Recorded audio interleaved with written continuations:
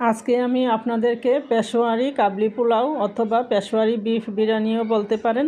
রেসিপিটা যে এতই মজার, একবার রান্না করলে দেখবেন যে আপনার ভাগেই কম পড়ে যাবে। আশা করি আপনাদের কাছে ভালো লাগবে। এইখানে 1 কাপ কাবলি আমি সারা রাত ভিজিয়ে রেখেছিলাম। এখন এগুলোকে আমি পানি দিয়ে সিদ্ধ করে নিব। পরিমাণ মতো লবণ দিয়ে দিচ্ছি। এইখানে আমি নিয়েছি 1 কেজি গরুর মাংস।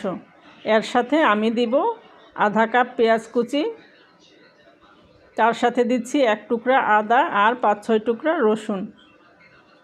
এখন এর মধ্যে দিচ্ছি 1 চা চামচ গোলমরিচ, 4-5টা এলাচি, 4টা তেজপাতা আর 2 টুকরা দারুচিনি দিয়ে এগুলোকে আমি একটা প্রেসার কুকারের মধ্যে দিয়ে দিচ্ছি।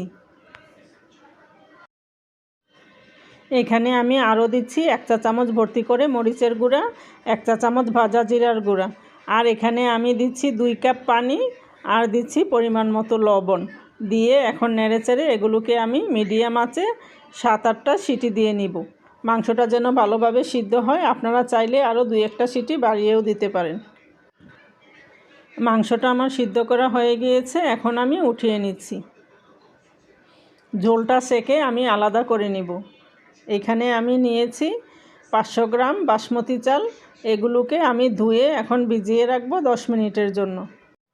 এইখানে 1.5 লিটার পানি আমি ফুটিয়ে নিয়েছি। এর মধ্যে আমি দিয়েছি 1 চা চামচ ভর্তি করে লবণ। এখন পানিটাকে নেড়ে আমি এর মধ্যে চালগুলো দিয়ে দিচ্ছি। চালগুলোকে নেড়েচেড়ে পানির সাথে মিশিয়ে দিচ্ছি। আমি এগুলোকে 70% মতো সিদ্ধ করে নিব। লবণটা আমার কাছে কম মনে হয়েছে, আমি এখানে আরও 1 চা চামচ লবণ দিয়ে দিয়েছি। একটা চাল নিয়ে যখন হাতে চাপ দিলে বুঝতে পারবেন যে ভিতরে কিছুটা শক্ত আছে, তখনই বুঝবেন যে 70% সিদ্ধ হয়ে গিয়েছে। এখন এগুলোকে আমি উঠিয়ে নিচ্ছি। আমি যেই মাংসটা রান্না করেছিলাম, মাংসটার ঝোলটা আমি আলাদা করে নিয়েছি। মাংসগুলোর উপরে এখন আমি পরিমাণ মতো সিদ্ধ করে রাখা রাইসগুলো দিয়ে দিচ্ছি। এখানে আমি নিয়েছি 100 গ্রাম কিশমিশ, 50 গ্রাম কালো আর 50 গ্রাম নর্মাল কিশমিশ, সবটুকুই এখানে আমি দিয়ে দিয়েছি। এর উপরে আমি কিছু গরম মশলার গুঁড়া অ্যাড করব। গরম মশলাটাকে একটু নেড়েচেড়ে মিশিয়ে এখন এর উপরে আমি আরও কিছু সিদ্ধ করা রাইস দিয়ে দিব।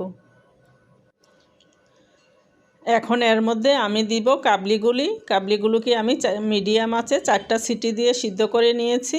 এখন সবটুকু এর মধ্যে দিয়ে দিচ্ছি। এখন এর মধ্যেও আমি কিছু গরম মশলার গুঁড়া অ্যাড করব।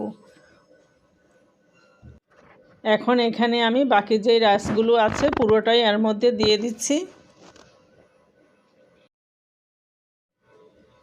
রাইসগুলো দিয়ে আমি উপর দিয়ে সমান করে দিচ্ছি। এখন এর মধ্যে আমি অ্যাড করব মাংসের ঝোল। মাংসটার ঝোলটা আমি আলাদা করে নিয়েছিলাম। এখানে আমার 1.5 কাপের মতো ঝোল আছে। তার সাথে আমি দিচ্ছি 4 টেবিল চামচ সয়াবিন তেল আর 1.5 টেবিল চামচ ঘি। আপনারা হয়তো খেয়াল করেছেন প্রথম দিকে রান্নায় কিন্তু আমি কোনো তেল বা ঘি দেইনি। এখন এর উপরে আমি আর একটু গরম মশলার গুঁড়া ছড়িয়ে দিচ্ছি। মাংস রান্নায় আমি যে আস্ত গরম মশলাগুলো দিয়েছিলাম ওগুলোকে উঠিয়ে আমি ফেলে দিব। একটা তাওয়ার উপরে আমি পাতিলটাকে দমে বসিয়ে রেখেছিলাম 30 মিনিটের জন্য। প্রথম 5 মিনিট হাই হিটে জাল করেছি, তারপর চুলার জালটা একদম লোতে করে আমি রান্নাটা কমপ্লিট করে নিয়েছি। এখন আমি আপনাদেরকে পরিবেশন করে দেখিয়ে দিচ্ছি। দেখতে পাচ্ছেন রাইসটা একদম ঝরঝরেভাবে তৈরি হয়েছে আর মাংসটাও একদম সুন্দরভাবে সিদ্ধ হয়েছে।